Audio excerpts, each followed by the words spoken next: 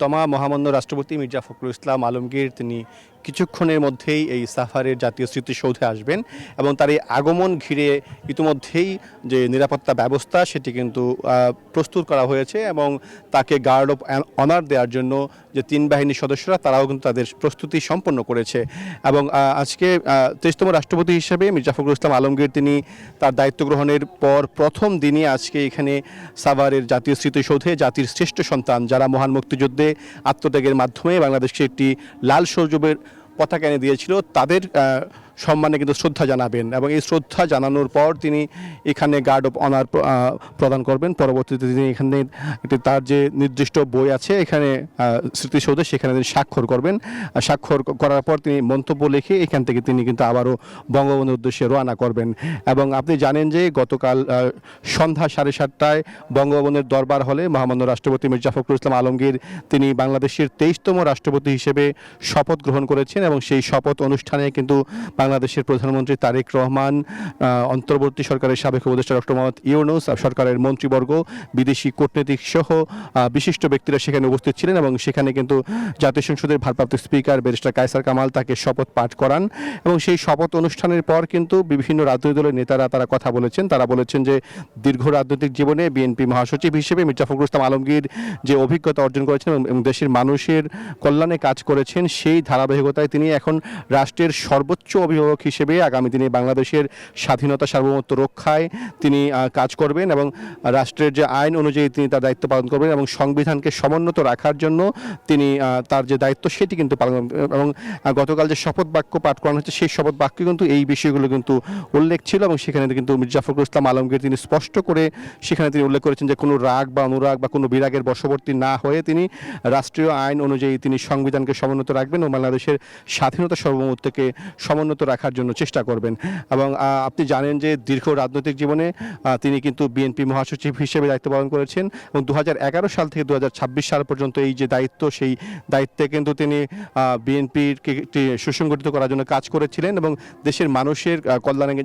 যেসব পদক্ষেপ নেওয়া দরকার সেসব পদক্ষেপ নেওয়ার জন্য তিনি কথা বলেছিলেন। এখন কিন্তু তিনি রাষ্ট্রের সর্বোচ্চ অভিভাবক হিসেবে সেই বিষয়গুলো কিন্তু পালন করার জন্য চেষ্টা করবেন এবং আগামী দিনে বাংলাদেশকে একটি সুখী সমৃদ্ধ রাষ্ট্র গঠনের জন্য তিনি সরকারকে পরামর্শ দেবেন এবং রাষ্ট্রীয় যে নিয়ম নীতি মেনে এবং সংবিধানকে সমুন্নত রেখেই কিন্তু তিনি তার পথে চলা সেটি কিন্তু তিনি সম্পন্ন করবেন। তো এই ছিল আমার কাছে সাভারের জাতীয় স্মৃতিসৌধের সর্বশেষ। আমাদের আরেকজন সহকর্মী নাজমুল তিনি স্মৃতিসৌধের অপর প্রান্তে রয়েছেন, আমরা সরাসরি যুক্ত হচ্ছি তার সঙ্গে। নাজমুল, নিশ্চয় আমাকে শুনতে পাচ্ছেন? আপনি তো সকাল থেকেই স্মৃতিসৌধের গেটে রয়েছেন। আজকে বাংলাদেশের 23তম রাষ্ট্রপতি মির্জা ফখরুল ইসলাম আলমগীর এখানে আসবেন, সেখানে সাধারণ মানুষের কোনো উপস্থিতি রয়েছে কিনা বা তারা কি বলছেন এই বিষয়ে?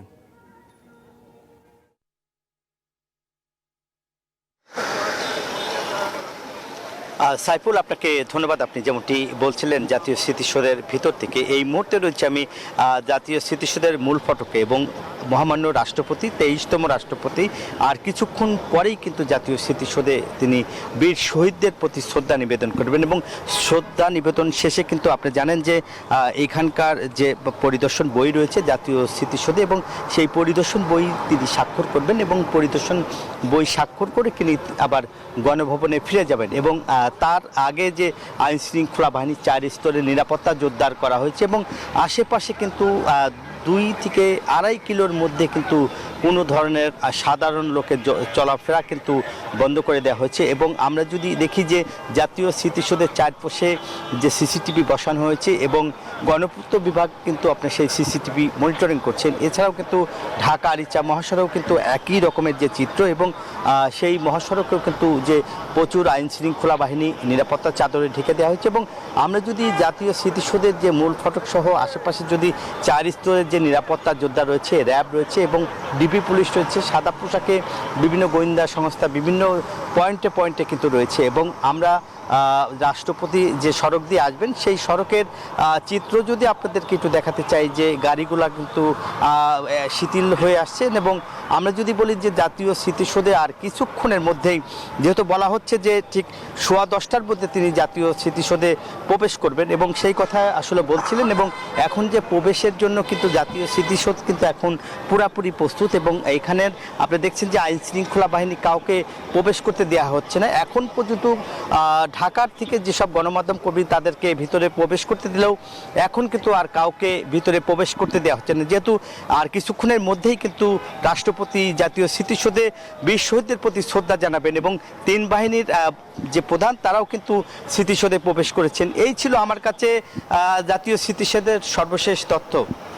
নাজমুল, ধন্যবাদ আপনাকে। পদ্মা সেতু, মেট্রো রেল এবং এলিভেটেড এক্সপ্রেসওয়ে নির্মাণের গর্বিত অংশীদার বসুন্ধরা সিমেন্ট।